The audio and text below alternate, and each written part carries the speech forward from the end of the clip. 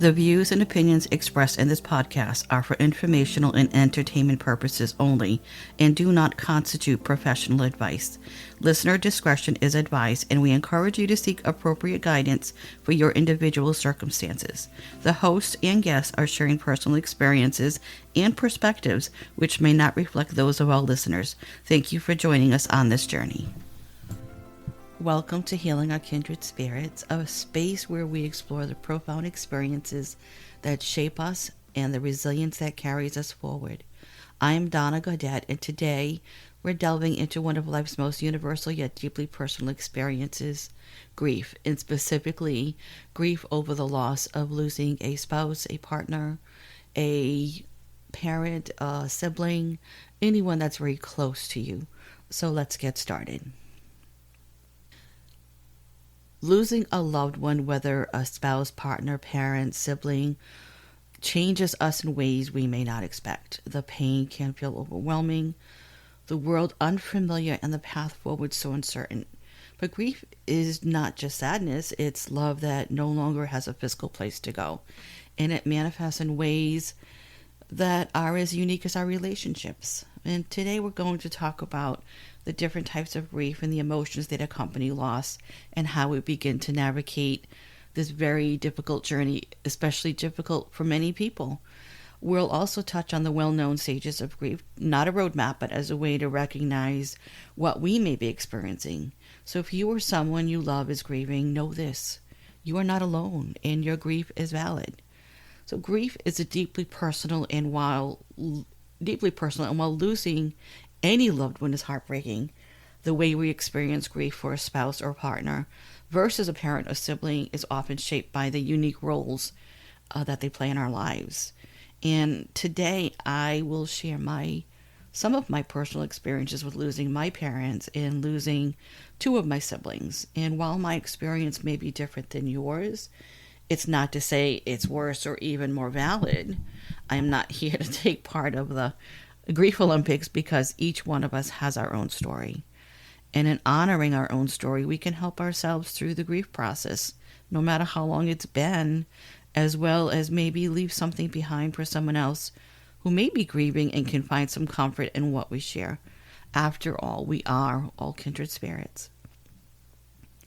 And I would like to start with some of the different types of grief that people may experience. So grief is not just one feeling. It's a storm, a giant, unpredictable storm of emotions that can change from one moment to the next. There's no right way to grieve, but understanding the different types of grief can sometimes help us make sense of what we're feeling. The first one I want to talk about is anticipatory grief. And that's the grief that begins before a loved one passes, often in cases of long-term illness, and it can come with a mixture of sorrow, fear, guilt, or even for mourning someone who's still here. Maybe they haven't passed yet, but you're mourning their loss already. That's anticipatory grief. And many people, if you've been a caregiver for someone who's been sick for a long time, you know what's coming, but you're never fully prepared. But your grieving process starts way before the actual event happens.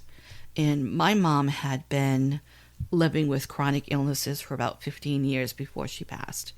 And even though we knew her life would be cut short based on what she was going through, and we anticipated it, you can't schedule grief. We can prepare all we want to know what we're going to lose someone, that we're going to lose them. But no matter how much you prepare, it still hurts and it cuts through your soul. And it's the same thing with knowing someone is going to pass from a terminal illness. You know it's coming, but you don't know when, and you don't know how difficult it's going to be for that person or for the family and caregivers. And you don't know how you're going to get from point A to point D. And my dad passed away from cancer in 2010. And even though by statistics, he should not have lived more than several months based on the progression of his cancer, we were able to have him for almost 5 years. And I don't mean 5 years of him being really terribly sick. If anyone were to look at him, you wouldn't even think he was sick. But it wasn't until the last year that it really started to take its toll. And I can attest that, to credit that, it's his ability It was his ability to see life through the lens of grace and gratitude. His attitude was just so phenomenal. And he chose to look at it through grace and gratitude instead of doom and gloom. And we'll talk about that more a little later. We also have acute grief, which is the raw, all-consuming grief that follows immediately after a loss. It can bring shock, disbelief, aching sadness. Sometimes it feels like it'll never end, because sometimes it feels you're like this in this imprison of eternity, of eternal pain. And some people even experience complicated grief, and that lingers and intensifies over time, and it can make it hard to function in daily life. And this is especially common when the relationship was deeply intertwined with our own identity, like the loss of a spouse, a parent, who maybe was our primary support system. And I spoke about this in my last episode and maybe touched on it in a few episodes as well. When you have complicated grief, it can sometimes be difficult to move forward. It's not that you're denying the process. It's just that there's a part of you that just will not allow the next chapter to come forward. Does this resonate with you? Have you ever had this happen? It happens to more people than you realize. And then there's disenfranchised grief. And that's the kind of grief that isn't always acknowledged by society. This can happen when we lose an ex-partner, a close friend, even a pet. And others don't fully recognize our pain. And we are going to be doing an episode on the loss of a pet and grief. And I have a really wonderful guest that's going to come on the episode for that. So I'm looking forward to having her on. But whatever form your grief takes, it is real, it's valid, and it deserves space to be acknowledged. And I have not experienced the loss of a spouse or partner. And to be honest, that terrifies me. To know that that at some point one of us will live without each other, it takes my breath away.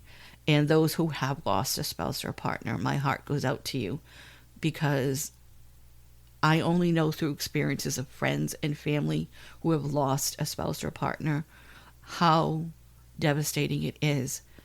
And I would never assume to know what that feels like. So I don't know your pain, but I can only imagine the space that you're in. And I have witnessed it from other people who have lost someone, either a spouse or a partner. Just like I watched my dad grieve the loss of my mom. He did it in his own way. And it's hard. It's not easy. It's not meant to be easy, because where there was great love, there is great grief. And when I knew I was going to be doing an episode on this topic, I did reach out on our Facebook group page with friends asking if anyone wanted to share their experiences. And I understand that sharing something so deeply and so personal is pushing the bounds of vulnerability. And I wasn't expecting to get a lot of hands up in the air, but I do know from conversations that I've had with friends who have lost a significant other what they go through, as well as seeing people when I was an intuitive advisor, when we talked about grief and the loss of someone close to them. So even though I did not have anyone reach out, I knew those that wanted to but really could not allow themselves to be that vulnerable, and that's okay. So instead, I will use the experiences that I've seen and witnesses to the grief of the loss of a partner. And I'm going to add in my own personal experiences with grief over losing both of my parents and losing two of my siblings at a very young age. And I'm going to do my best to get through it all without falling apart. And if you've listened to other episodes, you know what I'm talking about. Something that's so personal and so emotional to me. I lay it all on the line. Like I said in my first episode, that I believed in being authentic and showing my vulnerability. And if that means getting emotional or crying, that's just who I am. I don't shy away from showing the emotions, the tears, when I am bearing something so personal and authentic. So I will not edit out the feelings and emotions that we feel when we lose someone we love, because that would be doing a disservice to you and to this podcast. So when we lose a spouse or a partner, it can feel like losing a part of ourselves. This is the person we built a life with, the one we turn to for comfort, support, and companionship. And from what I have been told from a few friends who have went through this, their absence can create a profound void in our daily life and existence. There's empty spaces at the dinner table, the silence where laughter used to be, a bed that suddenly feels too big. The grief can be isolating. It's like a piece of our identity has been stripped away, leaving us to navigate a world that now seems so familiar. I watched my dad navigate the loss of my mom. And even though we knew she was ill for a long time, my mom was a fighter, and my dad was not a big talker or a big communicator. He was more of the quiet, silent type. But I could relate to this. My dad did not ask for any help after my mom passed, not even when cleaning out her belongings. I showed up one day at the apartment and he had all her things out, and he was either donating or tossing away. And I have to say, in that moment, I was stunned and I was speechless. And if I'm being honest, maybe a little angry, because I thought we could do this together. But he never reached out for help, not in that way. At that moment, I felt that I should have offered more frequently to help him, but I knew my dad was not one to reach out. It took him a lot to reach out if he needed something. And it took me a long time to realize that he needed to do this on his own, in his own way. And even though it may not have been the way that I wanted to do it or would have wanted it done, this was his own process. And I had to respect and honor that for him. And we did ask him several times to move in with us, but he was still working full time and he wanted to maintain living in the apartment. And I know many men have a difficult time living on their own after losing their partner, because they're so used to their spouse or partner taking on all of the financial planning, the budgeting, the meal planning, the cooking, cleaning, and everything. But from the time I was a young girl, my dad always shared all of those responsibilities with my mom. He would cook, keep us kids occupied, do things around the house, and whatever mom needed him to do. My dad was a hands-on husband and a hands-on dad. He did not do any housework, though, because mom was so particular with OCD and cleaning that no one was allowed to clean the house except her, because it was never cleaned to her specifications. I laugh at that now because I understand where the OCD comes from now, but as a child, we just thought that she was just over the top with cleaning. And it's funny how you realize things as an adult that you didn't realize as a child. It puts a whole new perspective. It's like when you go to the eye doctors and he puts that lens in front of your eye to read the line. It's blurry, but then he puts another one and it's clear. And that's the only way I can explain it. As a child, it's kind of blurry as to why is this person acting this way? But when you're older and you see it from a different viewpoint, you can understand things a little bit easier. My dad didn't want to give up his independence, and we had to let him make that choice on his own. It wasn't until he started to get sick in 2004 that he did finally ask for help. And I know it took a lot for him too. So when he did ask, we took that seriously. We knew something was definitely wrong. And I talked with my dad every day, and we had him over a few times a week for dinner. But Dad would use humor to deflect how he was really feeling. I know many people in my life who use humor to deflect their emotions, my husband included. And maybe you have someone in your life like that who uses humor to deflect how they really feel. But like an onion, you can peel things back and you can get to the root of things, but you need to be patient. And I couldn't fault him for not wanting to talk about it, because that's the process that he needed to go through, and we needed to be respectful of that. But all we could do was be there when he was ready. So my dad, in his infinite wisdom, never believed in going to the doctors or taking medicine for anything.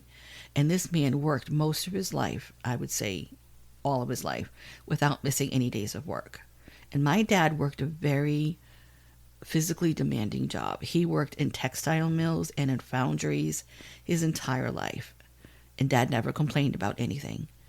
And a lot of that is because of his upbringing, because his childhood was so difficult. He came from a family of 16 kids, and my dad spent time in children's orphanages and foster homes like most of his family. And he talked about this with me occasionally. He wasn't one to talk about it as a problem, but in matter of fact, because he would tell us that no matter how tight things were or how bad things were, he was always so grateful because he had so much less as a kid. And it kind of makes you look at things in a different perspective as well. My dad was very open with how his family was, and he wasn't ashamed of it, but he chose to become better because of it. And where most people would feel jaded by what they went through, my dad was always grateful for what he did have in life. And I never saw that man complain. I never saw him angry to the point of losing his temper. So when my dad was diagnosed with advanced stage prostate cancer in 2004, it was a wake-up call for him. He was in new territory, and I know he needed to navigate that new information on his own, and I had to give him time to process that. He was living in a third-floor apartment, and he was just basically existing and not really living. We had asked again for him to come live with us, and this time he finally said yes. And I want to say that if you ever get the chance to know your parent as an adult, please embrace that opportunity. The dad I knew as a young girl was much different than the dad I got to know as an adult. I didn't get to do many mother-daughter things with my mom because she was so sick for so long, and we didn't get to go out to lunch or go shopping or do anything that most mothers and daughters do, and I will always have that regret. We may not have had the best relationship growing up because of a lot of different things, but I loved my mom, and I know she loved me. But with my dad, I had this chance that I didn't get with my mom. I had a chance to create memories for however long we had him in our lives. And my dad, even though he was diagnosed with this devastating disease, he chose to approach it as a day-by-day thing. His mindset was phenomenal. His mindset was just so amazing for someone of that age and someone who just was just so quiet. And my dad and I spent a lot of time together. And I took him to every appointment, every test procedure that he went through. And when I couldn't, someone else in the family was able to take him. When he was going through chemotherapy, we would sit there and he would joke with the nurses. And I would tell him, if you behave, we'll go out for ice cream, just like you would tell a little child. Not that he was bad, but he loved to tease. So on the way home, we always stopped for ice cream. And my dad and I would have the most amazing, profound conversations about anything and about nothing. And it was during this time that I realized I was more like my dad than I thought. I remember just sitting outside on the porch swing with him, just listening to the birds singing in just the sway of the swing back and forth. And it was such a comfortable silence. I would often find him outside just sitting there in the chair, and he'd just be looking up at the sky, and I would ask him, Dad, what are you looking at? And he'd say, I'm just being part of what's going on around me. And I never got it.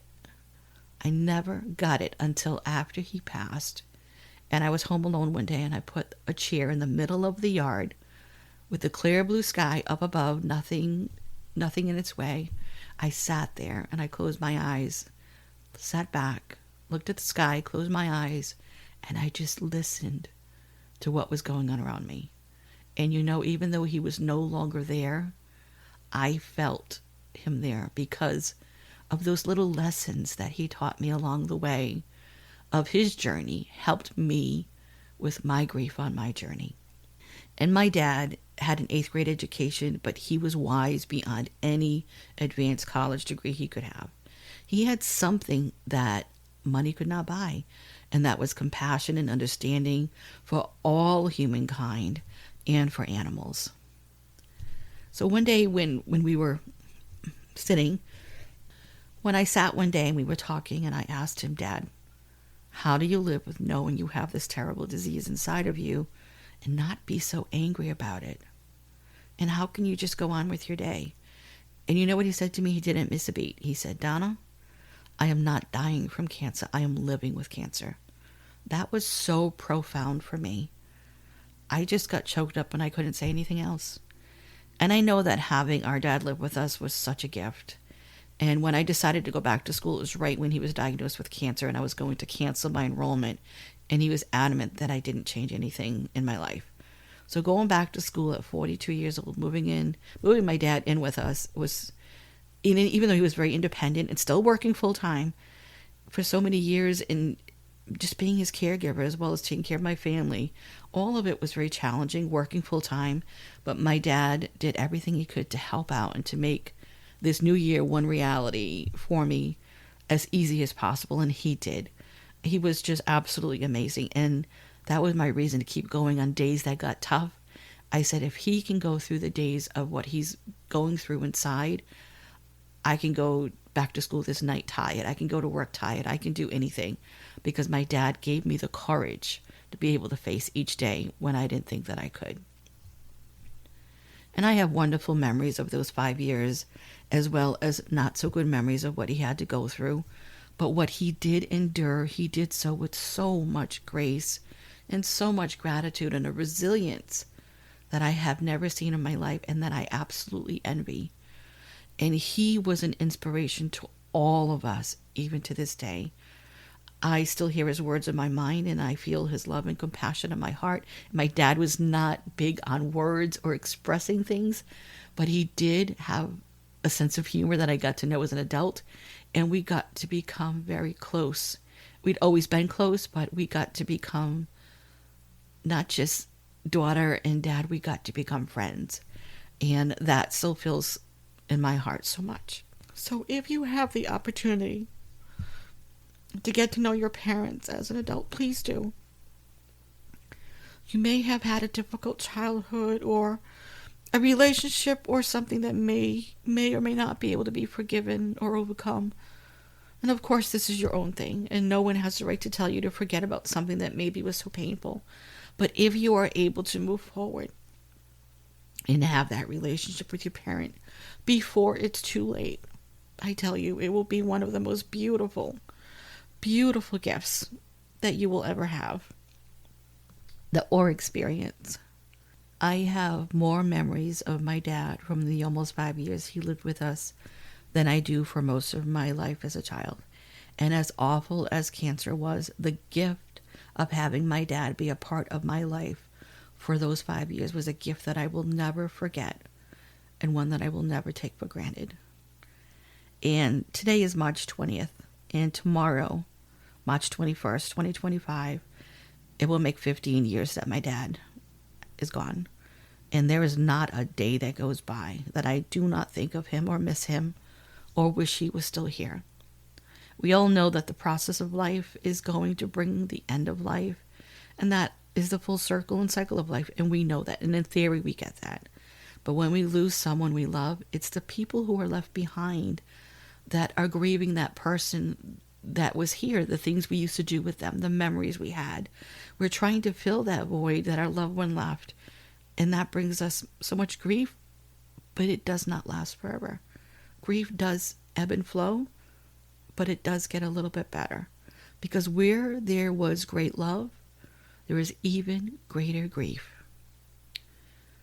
Losing a parent is often a grief of foundation. They are our first caregivers, our guides, the ones who shape us so much of who we are. Even when we're adults, their loss can make us feel untethered, as if the safety net beneath us has disappeared. And there's also the weight of unfinished conversations or lessons we still wanted to learn, or words that are left unsaid. I know when my mom passed, I still had my dad, but I missed her so terribly. Every day I would call her. Every morning I would call her to see how she was doing. And I still found myself having something that I wanted to share with her or talk to her about. And I found myself still picking up that phone to call her. And I still did that even 10 to 15 years after she had passed. I found myself just wanting to pick up the phone to talk to my mom, because I think you never outgrow needing your parent. And after my dad passed, it felt like I was an orphan. And I don't know if you can relate to this if you've lost both parents. All of a sudden you feel so lost, as if you're in this fog, and those anchors are not there any longer. The ones who kept the family together, they're not there any longer. And so you're left to your own devices to try to keep things going as a family, and that can be very challenging. But to this day, I still feel like an orphan. And when I do see my brothers, I feel happy and excited, because they're a part of my parents. So when I do get the opportunity to see them, not as often as I would like because they live in different states, when I do get the opportunity to see them, it's like visiting with my parents, and that gives me a lot of joy, and it makes my heart full. It's the same thing at holiday time. My dad has a brother that lives locally, and all the holidays I invite him to come and have dinner with us. And having him here, because he looks so much like my dad, it's actually very comforting. He sounds like my dad, his mannerisms are like my dad. It's actually very comforting in a way to have him here, because sometimes it's like having dinner with my dad. And I know people may think that's odd, but it does lessen the sadness a little bit by having someone who's connected to my dad so much here. So losing both parents, it's a different type of grief than losing one and then the other. But when they're both gone, it can be very challenging. It is very challenging, and it is only something that you will know how to get through, because we never get over it, but we learn to get through the immense grief. Now, I want to talk about grieving the loss of a sibling. Grieving a sibling carries its own kind of sorrow. Siblings share our history in a way that no one else does. They are our earliest playmates, our witnesses to childhood, and often our partners in navigating family dynamics. Their loss can feel like losing a keeper of shared memories, someone who truly understands where we came from. But each kind of grief is different, because each relationship holds a unique space in our hearts. But at its core, grief is love searching for the presence that once was. It's the ache of absence, no matter who we've lost. And whether you lost an adult sibling or a younger sibling, the loss is just as great. I know in prior episodes I touched on the passing of losing my two brothers, and I lost two of my brothers on January 16th, 1978. One brother was a few days short of his 12th birthday, and my other brother was 10 years old. And to me, they both died as heroes. They were sliding at the local park with friends and family as the day was off. We were off from school. It was Martin Luther King Day. And they did have permission from mom and dad to go to the park, which they often did almost every day. Back in those days, it was safe to go to a park. But that day, their Boy Scout training came to play when two cousins accidentally fell into the river. It was winter time, and they were sliding in the park, and the two of the cousins lost their footing, and they fell backwards into the river. And my brother's instinct kicked in to help save them. Sadly, they were swept away by the river, and they lost their lives. Our cousins were able to be rescued, thank God, and that is one of the silver linings of the story. But I also know that these two cousins suffered most of their lives with survivor's guilt. It was not their fault. It would never be their fault. It was just a terrible accident. No one ever or will ever blame them. My older brother was found by a dive team a few days later, but unfortunately my youngest brother was never found. And it's still even so hard to talk about after all these years, without feeling as if it just happened yesterday. And I can tell you that witnessing my parents go through the loss of not one child but two was so heartbreaking and heart-wrenching to bear witness. And that is something I'm going to say for another episode when we talk about the loss of a child. But it was just something that stays with you forever. I was the oldest of 6 children, and I had 5 younger brothers. I was the only girl. I know I touched on this in a previous episode, but losing my 2 brothers riddled me with guilt for many years, because I was babysitting them. And even though they had permission to go to the park, I still felt responsible. And I had a premonition the night before and begged them not to go to the park that day. So yeah, I lived with that kind of guilt for many, many years. And it was only through many years of intense therapy that I was able to accept and understand the fact that I had no control over what was happening that day, any more than I could control the weather. But watching my parents grieve is just something that I will never forget. Never forget. So having lost not only one sibling but 2, and putting that guilt on yourself, made me who I am today. And I say that in the way that I have always been so fearful of losing people in my life. I tend to be overprotective and worry about everyone and everything. You've heard of helicopter parents? Well, I was a whole darn fleet of them with my younger brothers and my own children and grandchildren. Grief shapes you in ways that not everyone understands. And I have known some people through the work that I have done as a spiritual intuitive advisor that grief can make people do really odd things. When we are grieving, we are not ourselves. So what happens when a parent or both parents pass and there becomes this rift in the family with your remaining siblings? I cannot tell you how often I heard this when I was a spiritual advisor. You have close families that end up tearing each other apart because in their own grief, they believe theirs is more valid, or they have more reasons to feel more than you do, or there is often pain or blame, and there's denial, and there is plenty of anger to go around. There's finger pointing, there's complaints, there's everything, because everyone is hurting in their own way, and the grief is just so immense. And who is right? The answer to that one is no one. Each one will feel valid in how they feel and will be blind to the fact that what they feel may not be the truth. There's no changing that because their reality may be different from yours. And can fractured families find their way back to each other? Or does that loss sometimes create divides too deep to mend? Both can be true. I know many families that have been through this. And sometimes the rift can be healed, and in other times relationships are just totally destroyed. It's also important to know that it's important and imperative to know that if you are a parent, I want you to talk to your children about your final wishes. No one wants to have that discussion. I get it. But it's the mature and the right thing to do. No one likes to talk about death. You talk to your kids about it, you bring it up, they roll their eyes. Oh, mom, dad, you're not going anywhere, you're too young. But we don't know.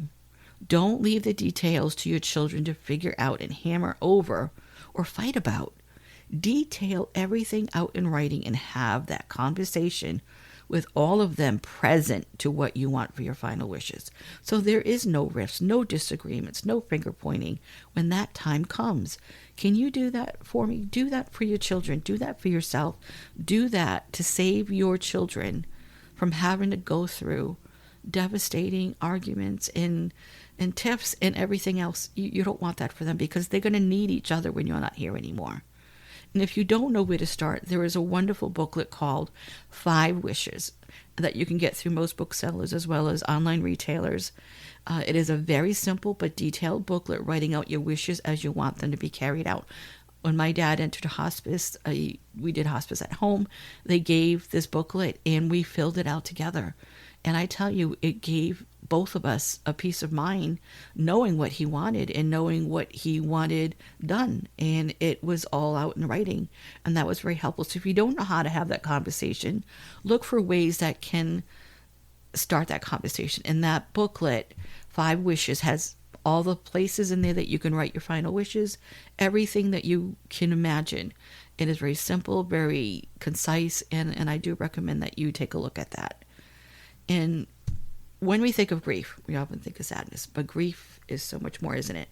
There's anger at the world, the circumstance, even at the person we lost for leaving us. How can we be mad at a person because they died? We can be. Maybe they left us with a mountain of debt. Maybe they left us with no insurance policy.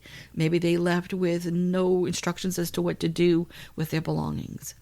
And then we have guilt of the what ifs, the should haves. All of that replays in our minds. And there's numbness when it feels impossible to feel anything at all. And sometimes you feel all 3 within the time frame of just a few minutes. And that can be really overwhelming. But some people can also experience relief, especially after a long illness or a complicated relationship.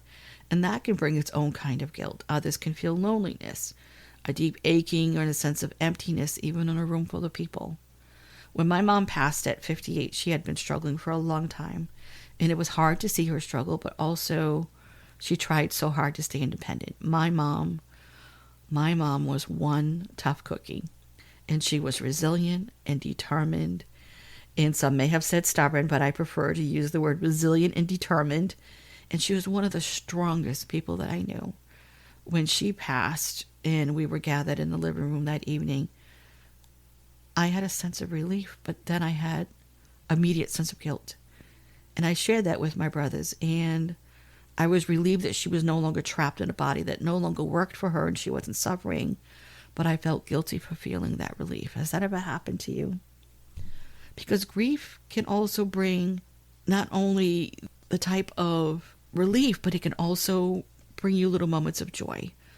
Not joy that they passed, but you may suddenly laugh at a memory, hear their voice in your head, re-listen to a phone message, a voicemail, or feel their presence in small everyday things. And that too is part of healing.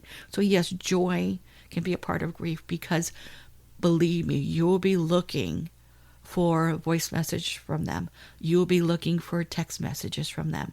You'll be looking for pictures of them. You will be looking for pieces of them everywhere when they pass, because you will miss them like you can't believe. You will miss them, and there's nothing that will ever bring them back, but you will find comfort in little things that bring you joy. And people often say, well, you'll move on, but that's not really how grief works. We don't move on, we move forward. We carry our loved ones with us in different ways, because grief is not something we can take a pill and be done with our process. It's not the flu. Experiencing grief is not like the flu. We don't just take something and get over it, or in 7 to 10 days you'll feel better. It can last a few days, or it can be a lifetime healing journey. It's not the same for everyone. It ebbs and flows. It comes in cycles. And we've always referenced the stages of grief as stages. But I read somewhere that instead of calling the stages of grief stages, they should be called cycles, because a stage has an ending, but grief doesn't. So how can you honor your healing process?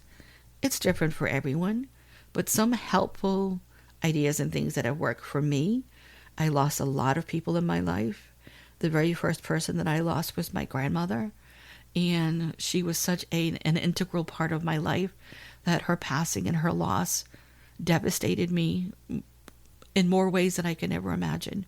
So having that, you want to find ways to keep them alive with anyone. And so talk about them, share the stories, say their name, keep their memory alive. Believe me, they miss you as much as you miss them.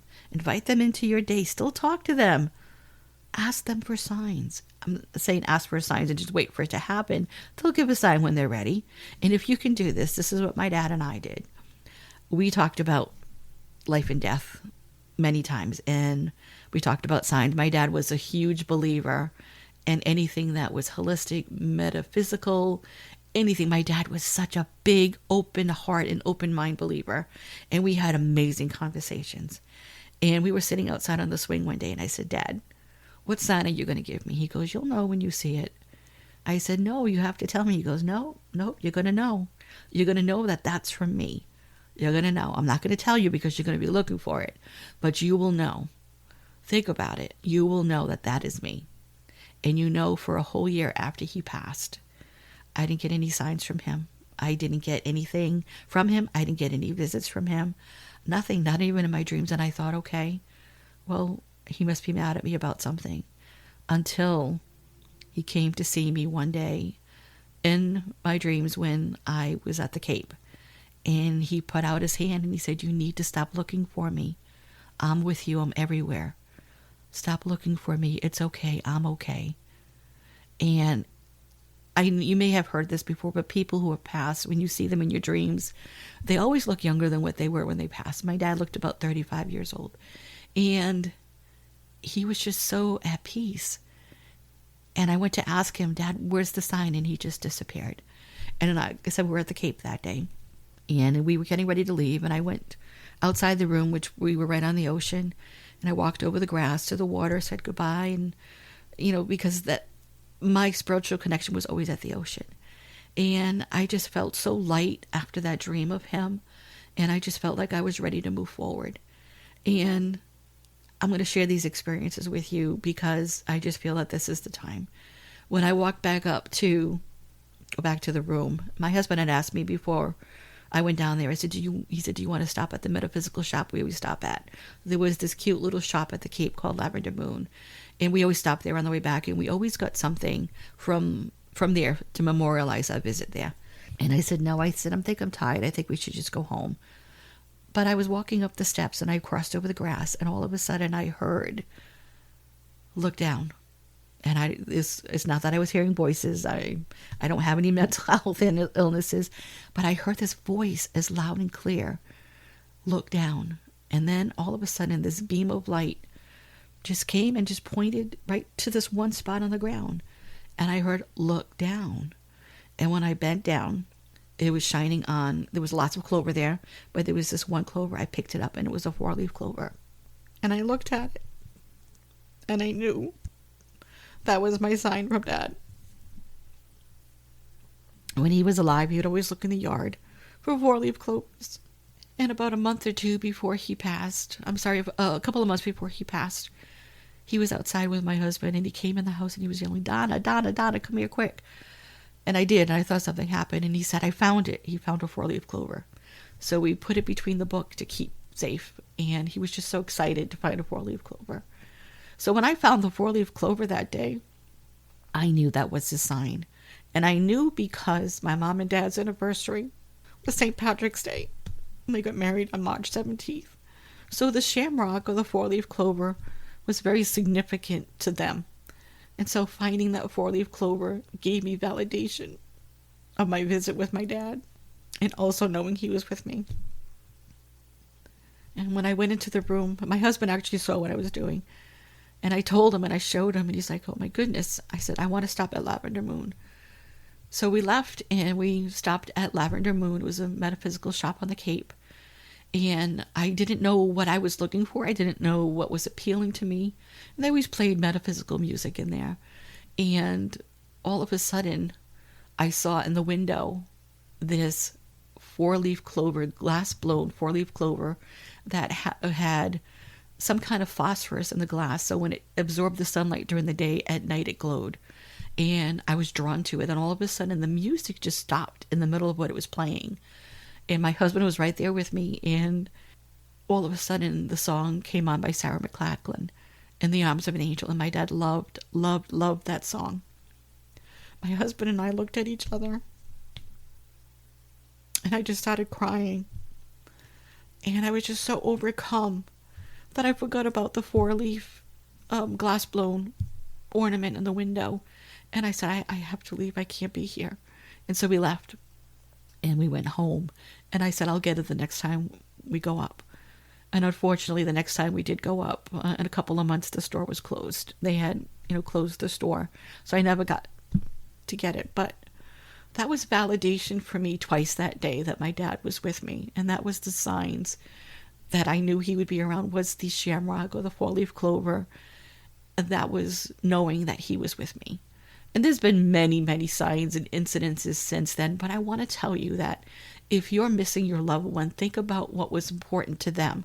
Think about what brought them joy when you're looking for signs from them. It could be a song that comes on the radio. It could be a smell, the scent of a perfume. A few weeks ago, I kept smelling my mom's perfume. We were in the kitchen. No one's around but us.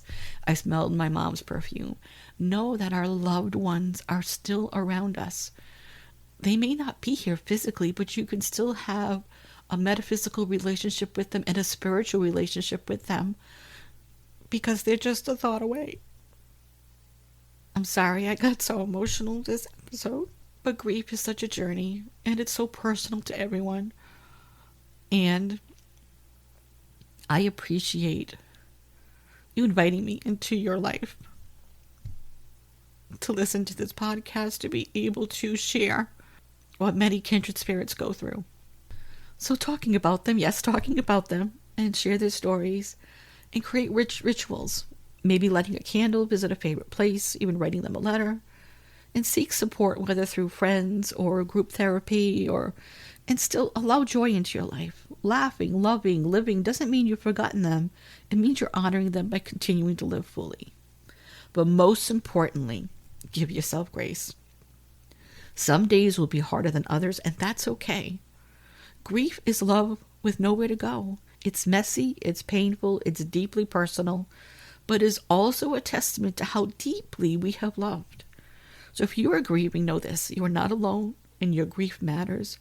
And while the pain may never fully disappear, you will learn to carry it differently with more love, more remembrance, and in time, more peace. And on our next episode, I will be speaking with Lisa, who will share her story about her devastating loss and her grief and how she continues to heal each day. So please look for our next episode next week. I invite you to share your own experiences and what has helped you, what you wish others understood. You can reach out to me at healingourkindredspirits@gmail.com or through our group page, Healing Our Kindred Spirits Podcast on Facebook. You can also leave a message or comment on our podcast page. And thank you for sharing this space with me. And if you found this episode helpful, please share it. Please, like it. Please follow anything that you can do to get notifications of future episodes. But just know that you are not alone and know that I care. So until next time, be gentle with yourself and with others, because you know what? We're all walking this journey together as kindred spirits.